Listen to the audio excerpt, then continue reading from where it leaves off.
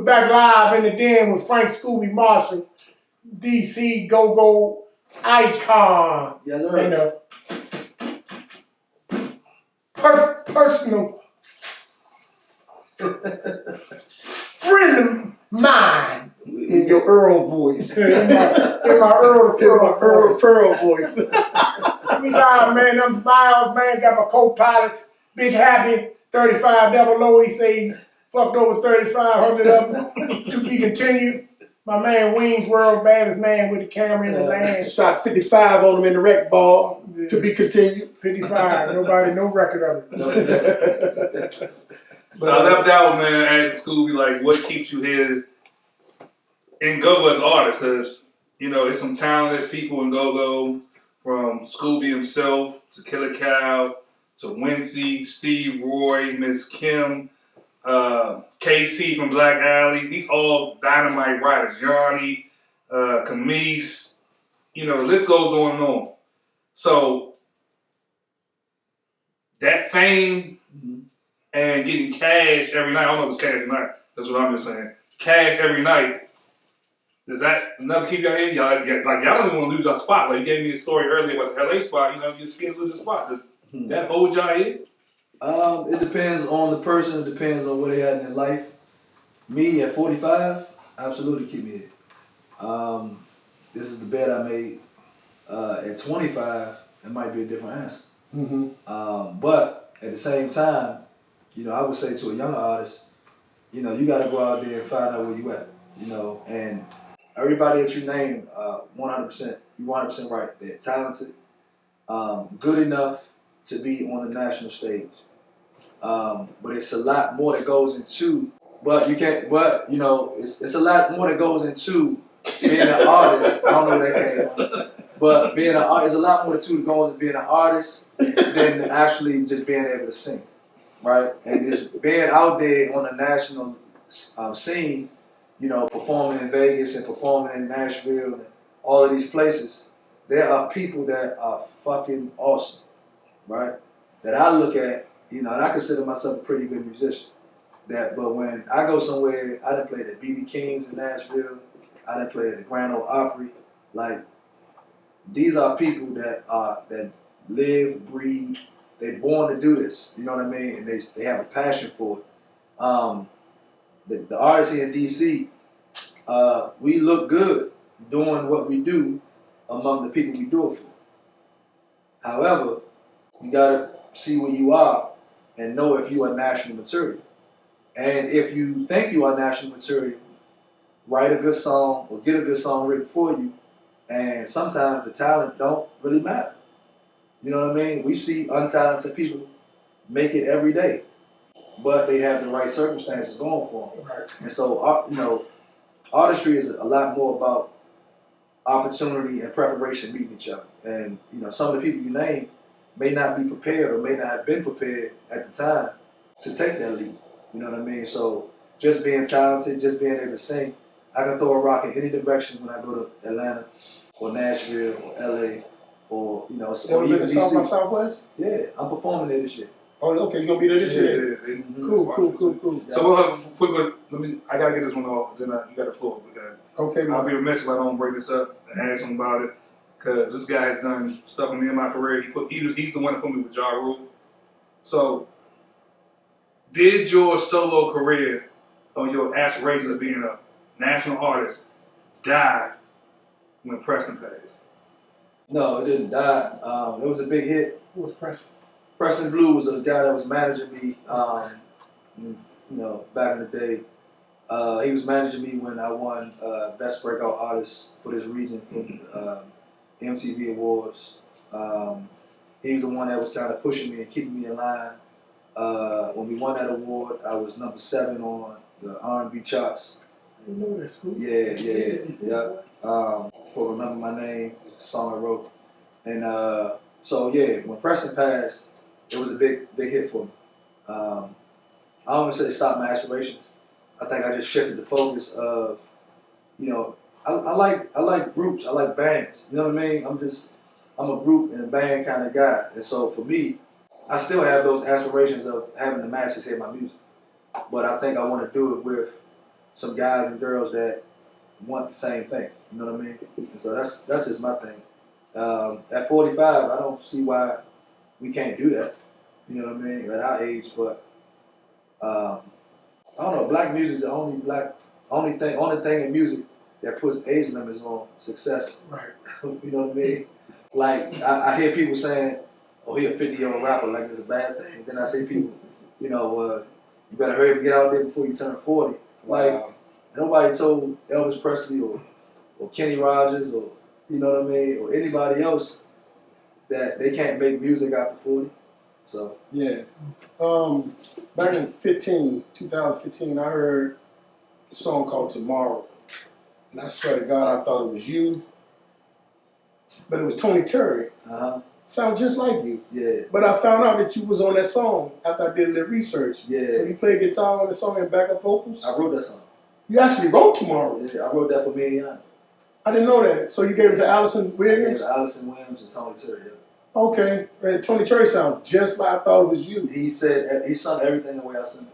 That's probably why he sound like you too. Okay, I have another thing. Let's talk about the Go-Go Music Collective, which is your nonprofit. How's that going right now? It's going good.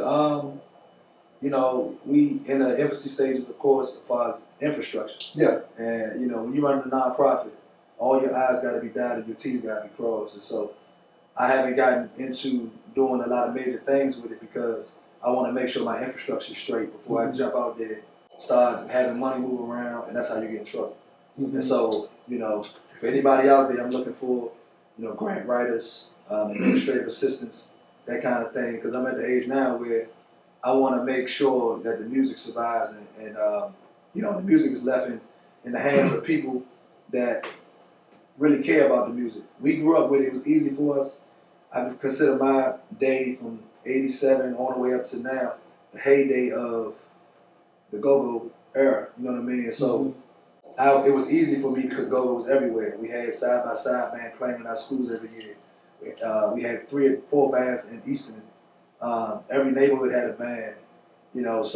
But that farm system that we had for go-go really doesn't exist anymore because, kids are into different things now. Our influence has waned, so I want to. That was the main purpose of the Go-Go Music Collective, to try to reignite that interest in go-go music overall. Speaking of kids, back then you also did something with one of our girls in go-go, where you all were trying to get it where kids could vote at 16. Yeah. Y'all did a little get together. You and what is her name? Michelle. What's the young lady? Blackwood. Yeah, Michelle Blackwood. Mm-hmm. Yeah, she was trying to push that because in Tacoma State, Tacoma, Maryland, a lot of those people they were able to vote at 16 out there. Yeah. So y'all was trying to push that towards legislation, but that never went with it. But y'all did a concert at the Howard Theater on that. You heard? Yeah. I mean, I've always been an advocate for anything revolving around go-go, even if it was behind the scenes. I remember the first go-go alliance meeting we had when Mo Shorter and Brady, all them guys were kind of heading it up. Tom Goldfogle, Charles Stevenson, like a lot of those guys I kind of watched. I was always intrigued by people that selflessly gave themselves for things that they knew they would never get paid for. Right? Okay. That always intrigued me for some reason. And I realized how much dedication it takes, even for stuff that you're going to get paid for. Nonetheless, things that you're never going to really get appreciated for. You know what I mean? And so that's why Miles always say, man, like the way you put that part of our city, which I'm from, even if it's a different cross the bridge, I'm from Southeast, and I wear that badge. And one of the great spots that we've always had was Berry Farms and the Goodman League. And I can go anywhere in the country and I can bring up the Goodman League and somebody from somewhere knows about it. You know what I mean? So it doesn't sound like I'm just saying something. I can say, yeah, the Goodman League, boom, boom, boom, boom, boom, boom, and everybody knows about it. So for me, I've always admired people that gave themselves, a piece of themselves, all of themselves, for stuff that they know they will never get paid for, and half the time nobody was going to appreciate it. until it's too late. You know what I mean? So I try to do that. So being an advocate for things of that nature, always a part of my mission. Listen, y'all was front row. Y'all had. Yes, sir. You had a good run down there. I had a good run down Rashid there, Dollar, y'all had that front row lockdown, the Yeah. champagne popping. Y'all brought the stars through. Yeah. The group, you brought y'all, she brought the girl. Let's talk about that little stretch right there just for a little bit. And then we'll get back to it. Well, see, for me, I gotta say, I played in the one game too. You probably don't know that. Oh, huh? Yeah. You got footage? I got pictures. I got footage. It was terrible. I ain't coming at that. They said it was terrible. It was terrible. I ain't saw a missing game. It was a you was there. It was a 5, 4, 3, 2. Oh. Unknown dude. Yeah. So one of the times when all our guys called out, I had to string them up, man. We got blew out. Dude. But I played inside the gates. I mean, it ain't a lot of go-go dudes that can say that. You know what I mean? So yeah, I got a few pictures of it. So I got proof. Unlike the 3500. I got some proof. Poke the bear.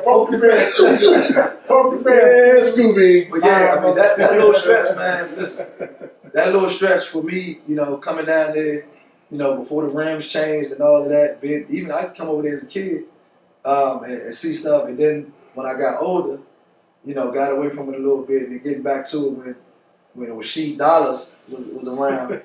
You know what I mean? And bringing the girls through and the models and the stars. And hey, that run for me kind of really ignited the stardom and the popularity down there, along with you bringing Big John Thompson and you know what I mean, and John Wall, and like these guys that people see on TV.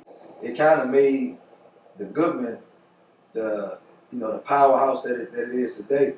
I mean, just you see Gil Arenas walk through the gates and string them up right after a knee injury and all that. I was down there for all that, so it's like, man, these guys are really putting it on the line for a pickup game. You know what I mean? Like, Pretty much. this is a pretty big deal. So I'm thinking these guys got millions in contracts. And he coming off a knee injury and he's stringing them up in concrete inside the gates. Like, this is a big deal. So yeah, I enjoyed all that, man. You performed the national anthem down there. Couple times. How was that? Yes, sir. Honestly, man, DC is DC. So and the national anthem is a hard song, right? From a singer's perspective, it ranges from about 4 different octaves. Yeah. You know what I mean? So singing it down there the first time, I was a little nervous. I ain't gonna lie, and I don't usually get nervous. But Southeast is Southeast, so singing in front of your people and knowing the gates, you're fried at any time. Gotta beg them to stand up. Bam, stand up to get shut up. That, Yeah. And then shut up. And then you better sound good. And then you better stand up. Hey, let's talk about stand up real quick. Yeah. Your first date with your wife, with your fiance, with My wife your now. wife now. Yeah. You stood up, man, on your first date. How Man. you know that? What the fuck you did to get that? Stood up. You Googled him? Busted better down at Denny's, man.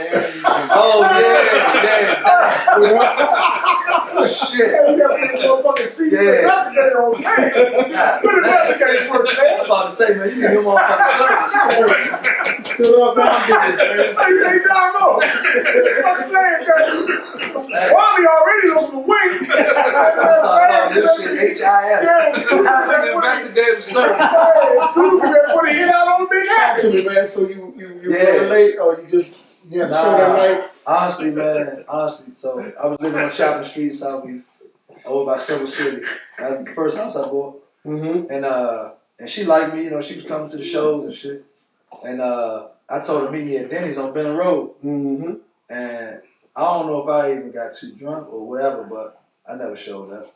He left her hanging there by herself. On Benton Road. Probably went in by herself. She a Maryland girl, She didn't even got his application yet. You know what the fuck happened. School don't even know what happened. How the fuck you know?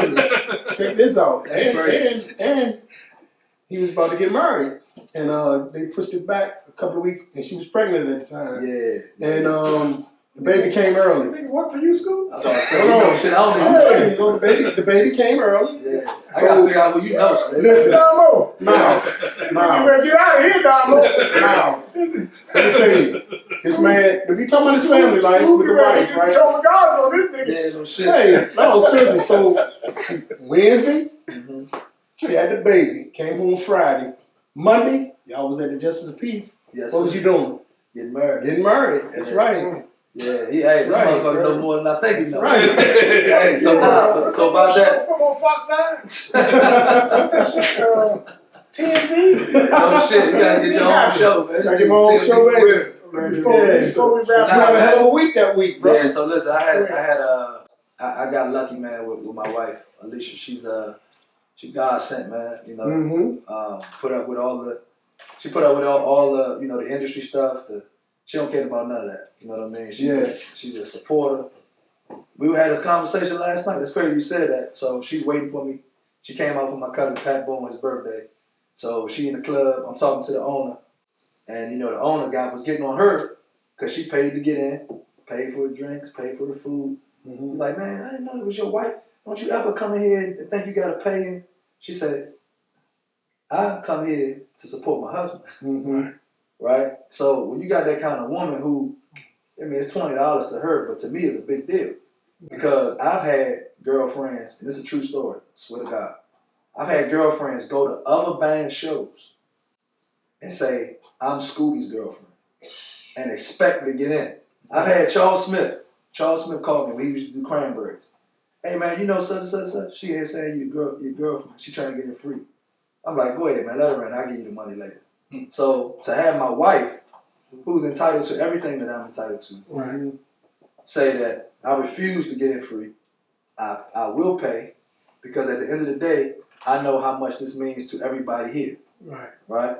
So to have that kind of woman, man. Shout out to wifey. Yes, Shout out to Oh, wifey. yeah. Shout out to Alicia. Yes, sir. And shout out to Jalen. Mama Scooby. I know Yes, Mama sir. Scooby. I love her to death. Yes, Her sir. spirit is. Oh, yeah. Is she still there with you? Yeah, my Lent. That mom there? Yeah, she's still there. Tell her I said hi. I will. Good. We got a few more minutes, man, so I'm getting ready to throw some things out that they call me a promoter. I don't like to be called a promoter because when I do parties, it's for me.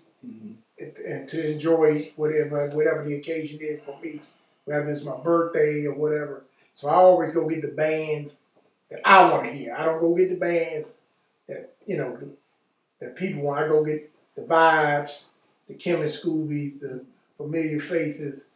And then when you make these calls, when you're in this business, you make these calls, Scooby, and then you hear the first thing goddamn joker that's in charge of a band say is, who we playing with? Yeah. I don't play with that band. My thing is, and I guess it's maybe just me, that's why I'm gonna ask you the question.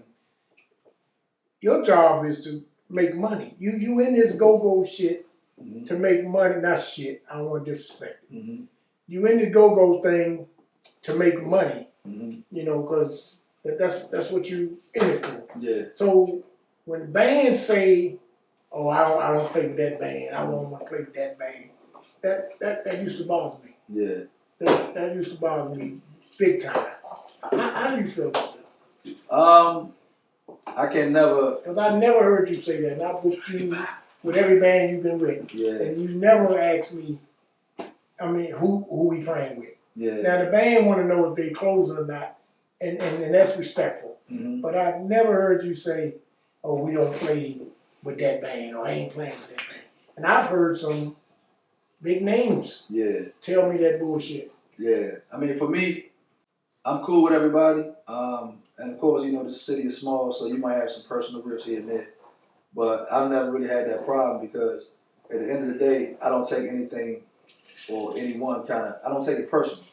You know what I mean? So I look at it like whatever issue you got with us or me is a you thing. You know what I mean? And I'm going to come in and do my 45 or I'm going to do my 2 sets and I'm going to perform for the people or for the person that hired me. And then after that or before that, that's a y'all problem. You know what I mean? Like, whoever come after me, I'm not coming in and looking at it like, you know, I'm trying to get the most out, or I'm trying to figure out how I can maneuver or manipulate, I'm coming to do my thing and I'm gonna get out of there. You know what I mean? Oh, I might stay and party with the next band. Party with the next band. Yeah. So And that's the thing that kills me with go-go and some of these band leaders. For instance, Go-Go Live at the Capitol. yeah, One-time deal. right. That's crazy. It's been tried. Was it? It's been tried a few times actually recently, but for the same reasons that you mentioned, it had been pulled off for a lot of personal, a lot of jockeying for position, a lot of this one I won't play with this one a lot. So I want to close. And yeah. What constitutes a band closing? School. Wait. And I get it. Popularity. I don't care if you've been playing 20, 30 years. Mm-hmm. But if your shit ain't rocking now, Right. then you got to get in when you fit in. That's my outlook. Yeah. If I book, just throwing names out, if I book EU and JY, mm-hmm. JY closing for me. Absolutely. That's even though EU got seniority. JY closing for me. Mm-hmm. Because JY is that's not talk to me. No, that's not a go-go. That's not isolated to go-go either. I've seen R&B artists do the same thing. So it's really about respect, seniority. It's a lot of things that go into it. Respect, seniority, and like you said, where you are today. Babyface, who I consider one of the greatest songwriters in our time, wouldn't have a problem opening up for Drew Hill back then when Drew Hill was hot. Right? Yeah. Today, there's no question. He didn't even build his portfolio. But even back then, his portfolio was great. It was big. But Drew Hill was on fire, mm-hmm. right? So it's the same with like 112.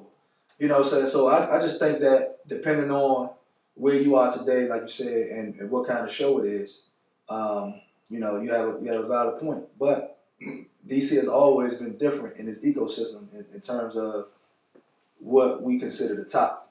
You know what I'm saying? So when you talk about R&B music, it's a different kind of landscape than it is with go-go. Go-go, the cream of the crop, is the cream of the crop, and it's really ain't no if and buts about it. Because I remember when Luther and Anita Baker was on tour. Yeah. And after a while, they fell out because Anita wanted to close. Right. Mm-hmm. And Luther was like, they fell out on that show. Yeah. See, you look at this concert that's coming up in March next month. Keith Sweat don't mind opening up for New Edition. Man, you know Keith Sweat's supposed to open up. No. Are you serious? Yeah. 20 years ago, Keith Sweat. Now, New Edition. Get out of here. But the thing is, New Edition is a global group. Hey. Keith Sweat is an R&B. Keith Sweat is an R&B, which is still relatively small in the grand scheme of music. Right? R&B is down here. Right. Pop music is up here. Hip hop is up there. I'm gonna let this go, man, because y'all teaming up on me. So right now you're looking at it from a personal standpoint. Yeah, I'm just saying. Keith Sweat is a favorite of yours. Yeah. To the world, New Edition is the beat. When they see New Edition and Keith Sweat on a ticket, some people gonna say if they say, because when I became a promoter, I didn't know the clothes would go on top. Yeah. So when I did my first flyer, I had R.E. and it might have been J.Y. or back, whoever it was. But I had the names back. I didn't know. I thought the clothes were going to the bottom. Yeah. I didn't know. But here's the thing. Wait a minute. I got calls from the goddamn A. Hey, man. I thought we was closing. I said, y'all are closing. Why you got us on the bottom? But I didn't know this because I wasn't in business like that. Yeah. No, I told you on the phone y'all closing. I said, yeah, but on the flyer you got a JY on top of us. So I gotta go pay for another fucking set of flyers. True story. Remember that one? Yeah. Because the flyers were already printed. Yeah. Nigga put the flyers on my doorstep. I gotta go pay another $350 for flyers to put RE at the top and JY at the bottom. Yeah. Oh man, that shit used to be crazy. I started out doing parties with DJs. It was getting 600, 700 people. Yeah. with DJs. I don't even know why I even crossed over into that band shit, Scooby. I don't know why I even crossed over. I just stayed. Listen, Right when with you the- start adding multiple personalities, Yeah, man, that shit was. it get tricky. It's different, man, but it's our culture, man. How much time we got? It's our man. I'm like I said before. School got a couple shows tonight. We're gonna get some go-go icons in here. It'll be more. We're gonna wrap up, man. I appreciate school coming in because, like I said, the man works during the day, 2-3 shows. Oh, I don't work during the day. Hey, Mom, before you go though, I gotta do this. Go ahead, hurry up. Because I know he's a proud father. Child's son, keep doing big things. Go ahead. Drew Anthony, man, JRU Anthony. Make sure y'all look him up on all your music platforms. Incredible, plays everything, sings, raps. Incredible musician, man, and he got some stuff out there right now. Runs in the family. Yeah, Got it honest. yeah, got it out. Don't know your place though. You ain't no Frank Scooby Marshall, son. Hey, he better. I ain't Oh, gonna he be honest, better go? He better. And you raise him. He better. I'm be Come, honest hey, with he you. come from you. Yes, sir. Look here, man. Thank y'all for joining in on another segment of Live from the Den from a co-pilot's Big Happy, Wayne's World. Man, till the next time. Man, that hurt my hand. I didn't even know. I thought he was so. My main man. How Yes, that sir. feel? And listen, follow me on all your social media sites. Frank Serious on Instagram. Serious Company on everything. I see y'all soon, man. Peace. It's the Godson. Push the subscribe button, man. The subscribe button. Hit the subscribe button. Yes. See y'all when we see you. Move 'em.